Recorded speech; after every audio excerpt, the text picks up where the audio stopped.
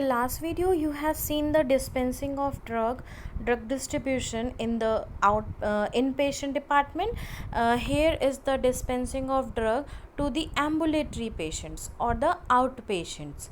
So the outpatient services may be defined as those patients who are not admitted in the hospitals but utilize the services offered by the hospitals. So the outpatient referred to the patient not occupying the beds in the hospitals or in the clinics, healthcare centers and other place where the outpatient usually go for the healthcare or the checkup. In short term form, the outpatient department is also known as the OPD, and the patient with minor and common illness go to the OPD for the for the consultation to the physician.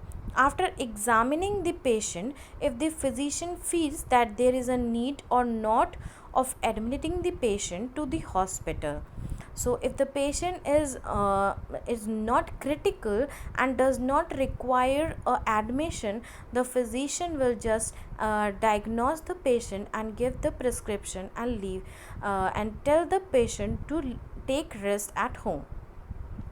Thus, a person may be institutionalized, that is, your inpatient, but can also a walk around. Therefore, for the sake of the clarity, the term outpatient will be used in the next. So, the outpatient constitute the bulk of the patient utilizing the services of the hospitals. The patient conditions, which may be as trivial as common cold to more complicated cardiac and neurosurgery problem. Some of more serious ones who are report to the OPDs are advised to the admission to the ward.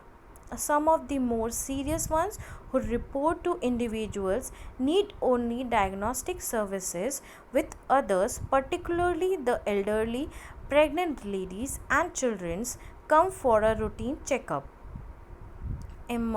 So what are the importance of the outpatient services? Not all the sick who come to the hospital need to be admitted, and the availability of the bed is always a constraint in any of the hospitals. So the only the critical ill or emergency patient is being admitted. Maintenance of the beds, hospital care of the institutionalized patients and the services offered requires a heavy input of the resources and also the finances. There are three different categories of the inpatients who are visiting to the OPDs, may be characterized as general patients, emergency patient or the referred patients.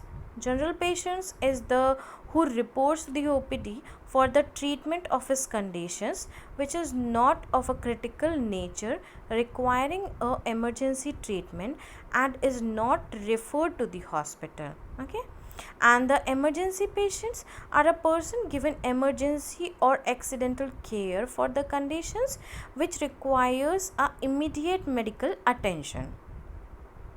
Next is your referred patient.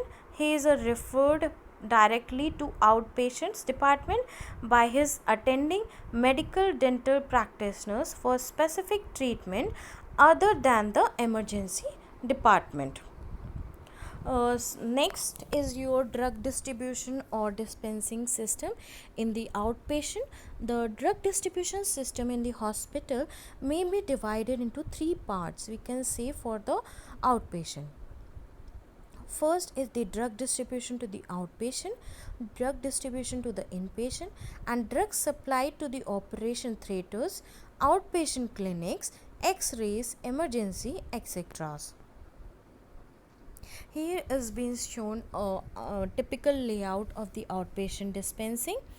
You can see in the left corner it is the office of the pharmacist, and at the extreme corner there is a racks for storing the drugs.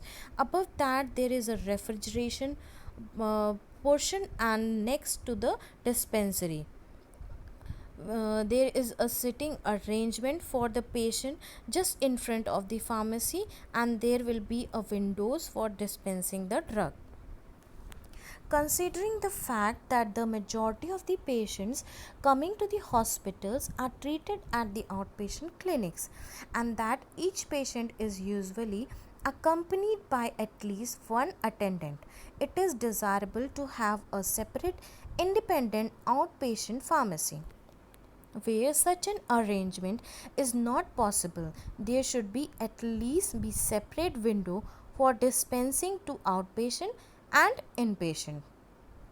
The waiting area of the patient and their attendants should be large enough to avoid the congestion. So the area of the waiting room should be a bigger as compared to the sitting area. Furthermore, the outpatient department and the outpatient pharmacy should be away from the hospital ward to minimize the disturbances of the admitted patient. Next is the dispensing of the controlled drug. What are the controlled drugs? Controlled substances are the drugs that have some potential for abuse or dependence. These prevent the authorized use of the anesthetics and the steroids. Law of controlled drugs, like the law, that is 1976, in the schedule B has the list of such drugs. In 1997 is the drug law currently used nowadays and have not changed, categorized into 5 schedules. Schedule 1, such as the drug like marijuana. Schedule 2 for cocaine. Schedule 3 for steroids.